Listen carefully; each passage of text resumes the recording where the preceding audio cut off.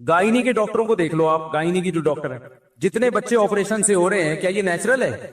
किसी मखलूक के बच्चे इसने ऑपरेशन से नहीं होते। ये तो नेचुरल प्रोसेस है ना विलादत। तो 100 में 1000 में कोई एक औरत का ऑपरेशन होना चाहिए, केस बिगड़ गया। हर दूसरी औरत का केस बिगड़ रहा है, इसका मतलब कुदरती गलत कर रही है। फिर जितनी मखलूकात हैं, बिल्ली है, गाय है, और जितने जानवर हैं, सारी जिंदगी बच्चे देती रहती हैं, एक भी ऑपरेशन से नहीं होता। खवातीन यहाँ गुस्से करती हैं कि हमें गाय बिल्ली से मिला रहे हो आप। हम गाय बिल्ली से नहीं मिला रहे आपको, हम कह रहे हैं कि ये जो प्रेगनेंसी का होना और बच्चे की विलादत, ये नेचुरल प्रोसेस है, ये कोई बीमारी नहीं है। इसमें तो डॉक्टर की जरूरत ही नहीं है आपको, ये तो आदम अलैहिस्सलाम के जमाने से होता आ रहा है ये। फिर भी हम कहते हैं एहतियातन डॉक्टर से राब्ता रखो, ताकि कोई केस 100 में एक केस बिगड़ भी जाता है, खतरा होता है। ये आजकल खुराकें ठीक नहीं है, एक्सरसाइज नहीं है, कामकाज नहीं है, लेकिन रहेगा तो नेचुरली ना।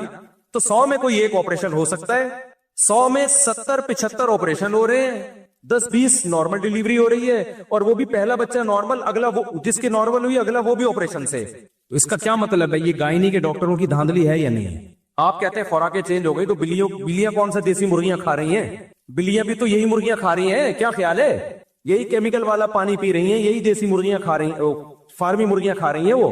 तो एक नेचुरल अमल था, उसको क्या बना दिया है? और अभी मेरे यहाँ बच्चे की विलादत हुई है, अपनी बातें इंसान शेयर नहीं करता, लेकिन आप में कॉन्फिडेंस पैदा करने के लिए जिस गायनी के डॉक्टर से इलाज चल रहा था घर वालों का, उसने का ऑपरेशन है। एन वक्त मैं बैरून मुल्क में था, यूरोप के सफर में था। घर वालों से मैंने बोला फौरन हॉस्पिटल चेंज करो।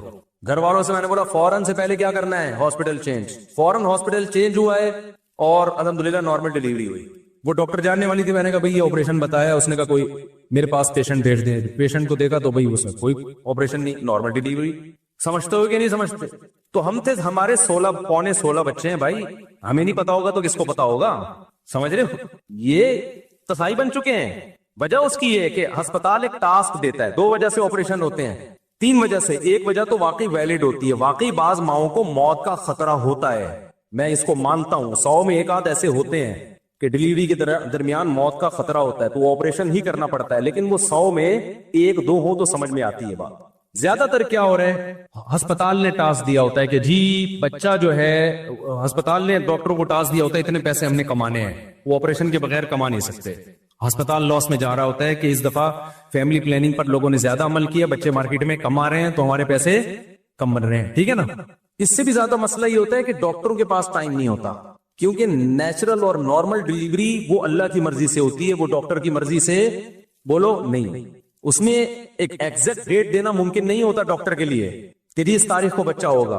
खवातीन को दर्द उठते हैं, फिर वो खत्म हो जाते हैं, फिर उठते हैं, फिर वो खत्म हो जाते हैं। महीना भी लग जाता है, 15 दिन भी लग जाते हैं, 1.5 महीना भी लग सकता है। एक कुदरत का निजाम है भाई। अल्लाह ने माँ को तकलीफ में डाला है ताकि बच्चे पर उसका हक साबित हो। तभी तो कुरान कहता है माँ के 3 गुना हक ज्यादा है बच्चे पर, उसे 3 ज्यादा तकलीफें उठाई हैं, ये उसकी तकलीफ का हिस्सा है। अब क्या होता है, डॉक्टर साहबा उनको ये मसला होता है कि भाई अगर ये इसको अपने हाल पे छोड़ दिया जाए तो पता नहीं अगले हफ्ते हो कि 2 हफ्ते बाद मार्केट में बच्चा आए, 1.5 हफ्ते बाद आए, तो मैं इंगेज रहूंगी, इसके मुझे कोई अलग से पैसे ना सवाब मिल रहे हैं, ना सवाब तो मिल रहा होता है लेकिन सवाब पे कौन यकीन करता है, पैसे तो मिल नहीं रहे। लाओ भाई चापड़ लेकर आओ, कैंची लेकर आओ, छुरी लेकर आओ, ठीक है ना। नहीं है बात, मेरा ख्याल है चापड़ छुरी, वो चापड़ छुरी वो जरा तमीज वाला चापड़ होता वो चापड़ ही है।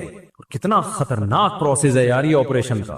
रीढ़ की हड्डी में इंजेक्शन लग रहे हैं, अंदर से पता नहीं क्या क्या निकाला जा रहा है। उसके बाद जो खवातीन की फिजिकल फिटनेस की ऐसी की तैसी होती है, मियाओं को आजकल वैसे ही बीवियां अच्छी नहीं लग रही हैं, वो एक बच्चा पैदा होने के बाद और ज्यादा बुरी लगने लगती हैं वो। फिर उसको अपनी फिजिकल फिटनेस पे लाने के लिए इतनी डाइटिंग, इतनी जॉगिंग, इतनी एक्सरसाइज, वो कौन करता है आजकल? आप यूरोप अमेरिका की तकलीद करते हो, वहां तो ऐसे ऑपरेशन से नहीं होते, हमने तो तहकीक की है। वहां तो अगर पेशेंट खुद कह रही हो ना औरत के ऑपरेशन करो, डॉक्टर को पाबंदी है, वो करेगा, केस होगा उसके खिलाफ।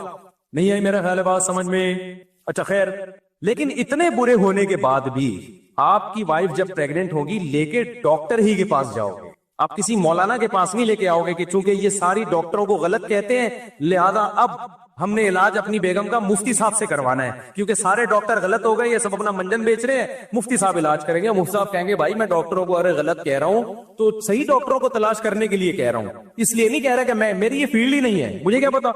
नहीं आई मेरा ख्याल है बात समझ में? तो जाना डॉक्टर ही के पास है। अगर गायनी की कोई डॉक्टर 2 नंबर है तो 1 नंबर तलाश करनी है।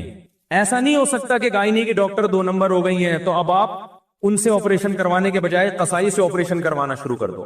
سمجھتا ہے بات کو کہ نہیں سمجھتا کہ وہ پڑھا لکھا قصائی ہے, اس نے اسٹڈی کی ہے, میڈیکل سائنس کی کتابوں کی کیا کی, اس نے اسٹڈی کی, اس نے یوٹیوب پہ کلپ دیکھے ہیں بچہ کیسے بنتا ہے, ماں کے پیٹ میں کیسے گردش کرتا ہے, گھومتا ہے اور مارکیٹ میں کیسے آتا ہے. وہ یہ سب پڑھا لکھا ڈاکٹر ہے, ریفرنسز کے ساتھ بات کر رہا ہے. اور بھائی پراپر وے میں جب تک علم حاصل نہیں ہوگا اس کو نہ الٹرا ساؤنڈ کی اجازت ہے, نہ ایکس رے کی اجازت ہے, اور نہ آپریشن کی اجازت ہے, نہ کوئی میڈیسن ریکمینڈ کرنے کی اجازت. میں جب یہ صحت کی باتیں کرتا ہوں لوگوں کی کال آتی ہے, مفتی صاحب مجھے یہ کمزوری محسوس ہو رہی ہے, آپ کوئی میڈیسن بتائیں. میں کہتا ہوں بھائی میں صحت کے جنرل اصول بیان کر دیتا ہوں, وہ بھی ڈاکٹروں سے سنے ہوئے. کوئی شخص بیمار ہوگا تو وہ ڈاکٹر کے پاس جا کے علاج کرائے بھائی, وہ میں تھوڑی بتاؤں گا اس کو. پاکستان میں سب سے بڑا مسئلہ بتاؤں آپ کو کیا ہے, ہر شخص کو سب کچھ پتا ہے, ہر شخص کو سب کچھ پتا ہے. اتنی آزادی اس ملک میں ہے نا کہ سب, اور یہ بات خوب یاد رکھو, جس کو سب کچھ پتا ہے نا اس کا مطلب اس کو کچھ بھی نہیں پتا.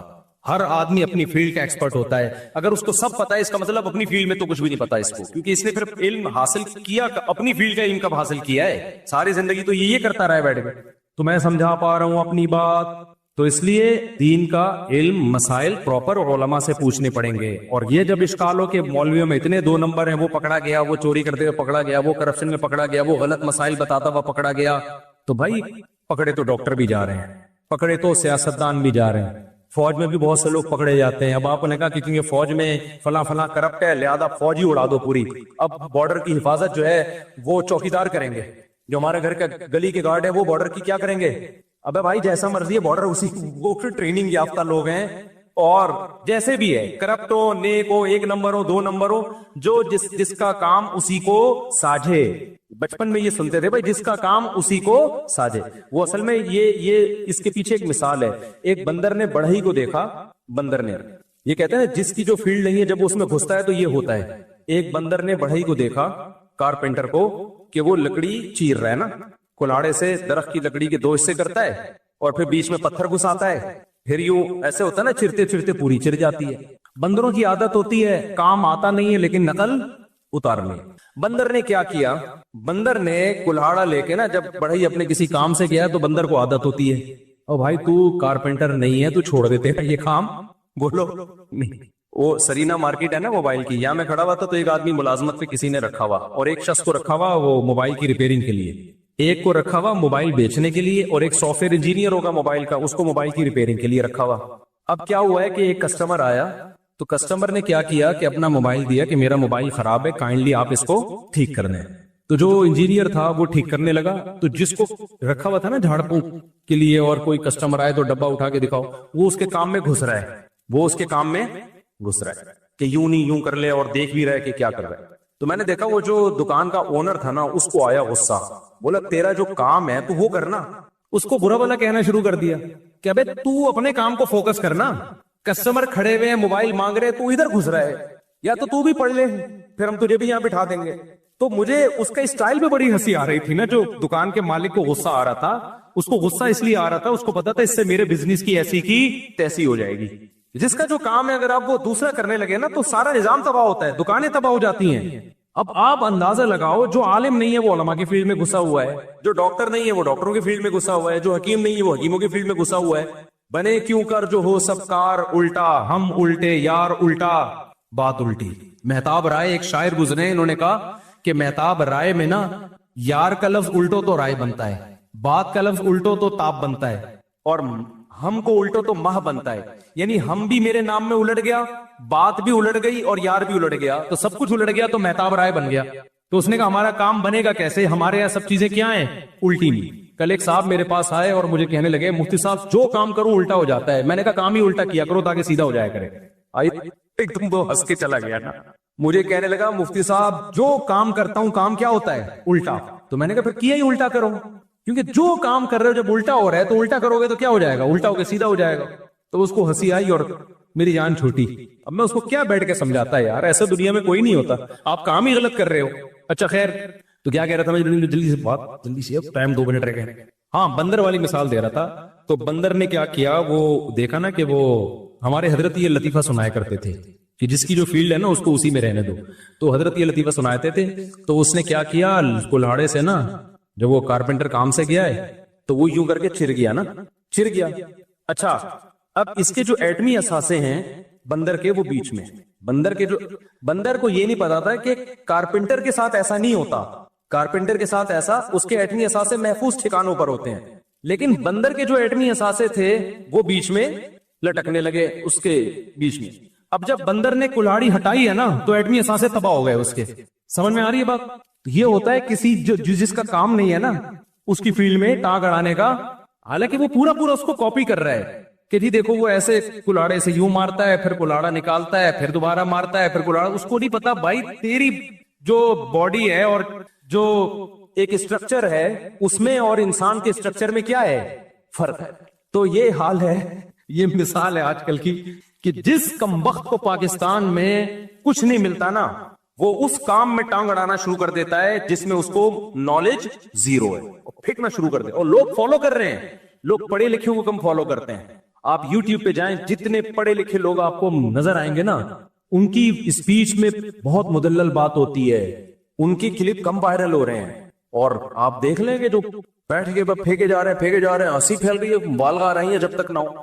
تو خلاصہ میرے بھائی یہ نکلا ہے کہ مولویوں میں 2 نمبر ہوتے ہیں. ہم خود مانتے ہیں، ہم نے تو اس فیلڈ میں گھس کے دیکھا ہوا ہے نا، 2 نمبر ہوتے ہیں. اور اکثر تو ایسا ہوتا ہے کہ مولوی 2 نمبر نہیں ہوتے. 2 نمبر آدمی علماء کا لیبل لگا لیتا ہے، داڑھی رکھ لیتا ہے، ٹوپی پہن لیتا ہے، وہ لگتا عالم مفتی ہے، ہوتا وہ نہیں ہے. کوئی سرٹیفائیڈ مفتی اس پہ اعتماد نہیں کرتا.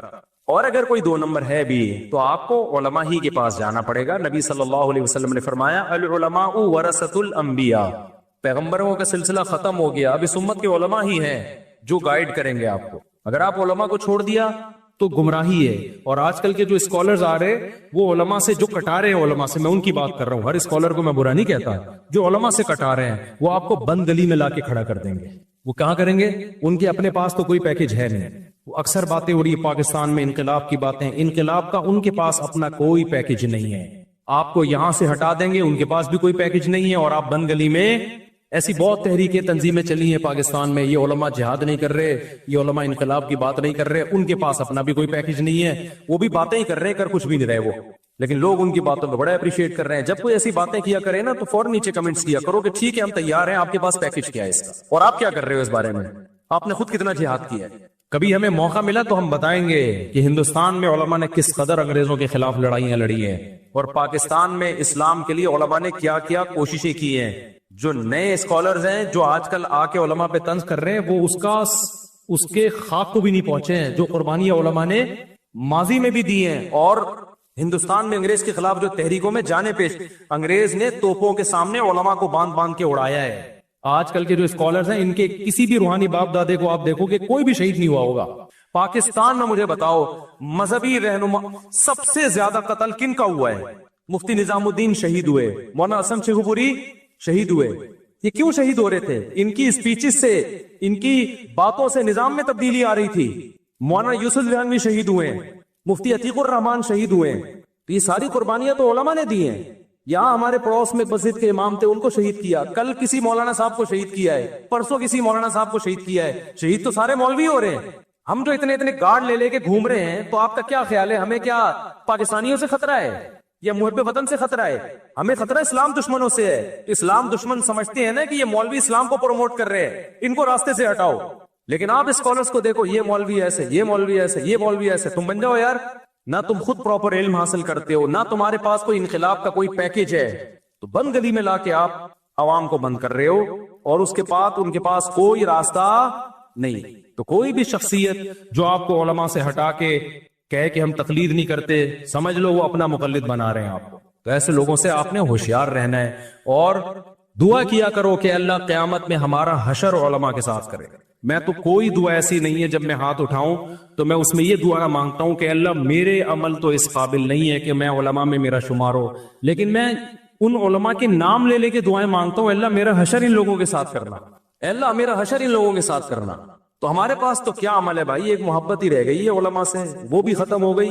تو کیا کون سا تم نے تیر مار لیا، کیا کر لو گے تم جا کے؟ تو اللہ تعالیٰ ہمیں سمجھنے کی، عمل کی توفیق عطا فرمائے اور علماء کی محبت اللہ ہمارے دلوں میں ڈالے. سنتوں کے بعد نماز کے بعد سنتوں کے بعد تھوڑی دیر مسائل کا سیشن ہوگا، جو بیٹھنا چاہیں بیٹھ سکتے ہیں، جانا چاہیں جا سکتے ہیں، ٹھیک ہے؟ اپنا خرچے پہ اپنا خیال رکھیں۔ بیوی عمل سے ہو تو کون سے مہینے تک ہم بستری کر سکتے ہیں؟ حمل میں ہم بستری کا نہ میڈیکلی کوئی نقصان ہے، نہ شریعت نے پابندی لگائی ہے، تو جب تک بیوی کو اس عمل سے تکلیف نہ ہو، کوئی مسئلہ نہ ہو، تو کی جا سکتی ہے بستری۔ اور اسٹریس، اس پہ لوگ بعض اشکال کرتے ہیں، بھائی یہ ڈاکٹروں کا ٹاپک ہے، آپ نماز روزے کی ترغیب دو، آپ لوگوں کو زکوٰۃ کی ترغیب دو۔ بھائی وہ بھی ہم ترغیبیں دیتے ہیں، لیکن یہ ٹاپک میں پتہ ہے کیوں زیادہ چھیڑتا ہوں؟ اس لیے کہ اللہ یہ چاہتے ہیں کہ آپ کے دل میں غم صرف ایک ہی ہو، اور وہ آخرت کا۔ اس کے علاوہ اللہ کوئی اور غم آپ کے دل میں دیکھنا پسند نہیں کرتے۔ تو یہ ہمارے مذہب کا حکم ہے، من کانت الآخرۃ ہمہ جعل اللہ غناہ فی قلبی وجمع له شملا واتته الدنیا وہی راغمہ۔ نبی صلی اللہ علیہ وسلم نے فرمایا جس کا صرف ایک غم ہو گیا آخرت، اللہ کو خوش کرنا ہے، اللہ کو راضی کرنا ہے، تو اللہ اس کے سارے غموں کو ختم کر کے ایک غم بنا دیتے ہیں، بس آخرت، اور اس کی فکروں کو سمیٹ دیتے ہیں۔ اس کی ٹینشنیں کیا ہو جاتی ہیں؟ سمٹ جاتی ہیں۔ اور اگر ایسا وَأَتَتْهُ الدُّنْيَا وَهِيَ رَاغِمَةٌ، فرمایا دنیا پھر آتی، پھر بھی آتی ہے، لیکن ذلیل ہو کے آتی ہے۔ نہیں ہے بات سمجھ میں؟ پھر بھی دنیا ملے گی، دنیا کو لات مارے گا مگر پھر بھی دنیا ملے گی، مگر اس ملنے میں اور پیچھے بھاگنے میں ملنے میں فرق یہ ہے کہ ناک رگڑتی بھی آئے گی، اور اگر پیچھے بھاگتے رہے تو ذلیل ہو کے ملے گی۔ نہیں آئی؟ میرا خیال ہے بات، دیکھو دو طرح کے رشتے ہوتے ہیں، ایک ہوتا ہے رشتہ آیا، آپ نے استغنا دی، میرے پاس ٹائم نہیں، پھر بھی مل گیا آپ کو، کیا خیال ہے بھائی؟ عزت کے ساتھ۔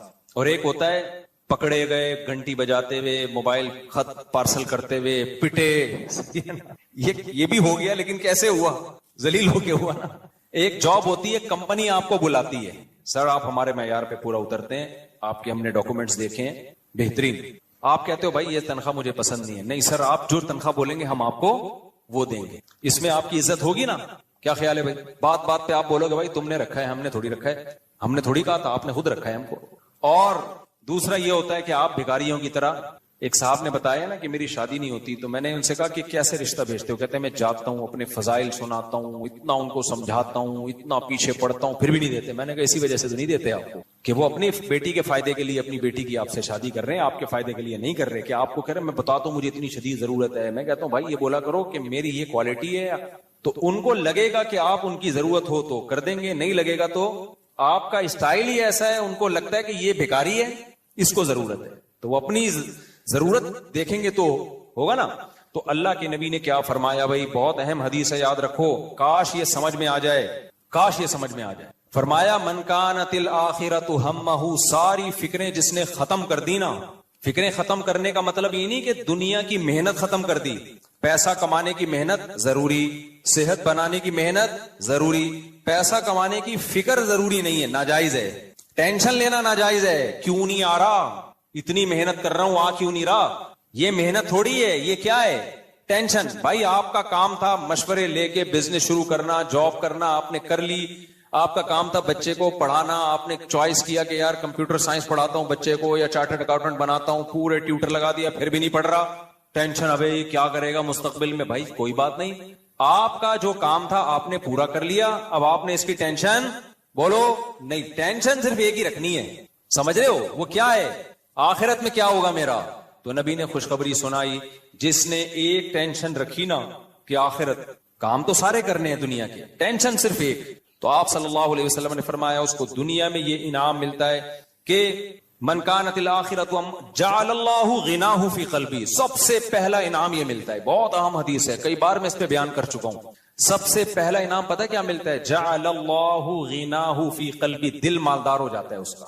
مالدار آدمی کو غریب کی دھمکیوں سے ڈر لگتا ہے؟ بولو، غریب اس کی بے عزتی کرے تو مالدار اپنی بے عزتی محسوس کرتا ہے؟ کہتا ہے بھائی کیا ہے تیری، کیا، جیسے بنیان سونگنے والے میرے خلاف فتویٰ دیں تو مجھے خوشی ہوتی ہے، میں کہتا ہوں اس سے تھوڑی سی عزت ہماری اور زیادہ الحمدللہ بڑھ جائے گی۔ تو ہاں، اپنے جیسے آدمی سے جب انسان کا مقابلہ ہوتا ہے نا تو اس کی تعریف کو ویلیو بھی دیتا ہے اور اس کی توہین کو بھی ویلیو دیتا ہے۔ تو نبی صلی اللہ علیہ وسلم نے فرمایا جس نے ایک فکر بنا لی نا اپنی، سب سے پہلا انعام جعل اللہ غناہ فی قلبی، دل مالدار ہو جائے گا، بے شک پھٹے پرانے کپڑے پہنے ہو، پیسہ نہ ہو، رہے گا ایسے جیسے ڈیفنس کے سارے بنگلے اسی بحریہ ٹاؤن اسی نے بنایا ہے، اسٹائل ہی ہوگا زندگی گزارنے کا۔ اور خدا کی قسم ہم نے دیکھا ہے اپنی آنکھوں سے، سب سے پہلے تو ہم نے اپنے شیخ کو دیکھا تھا، پھر اور ہم نے علماء کو، اور بہت سارے علماء کے علاوہ بھی بہت سارے لوگوں کو دیکھا، جیب میں دھیلا نہیں ہے، کھانے کی روٹی نہیں ہے، رہتے ایسے جیسے ابھی ریاض ملک سے مل کے آ رہے ہیں. کیا نام ہے؟ ملک ریاض ہے؟ ریاض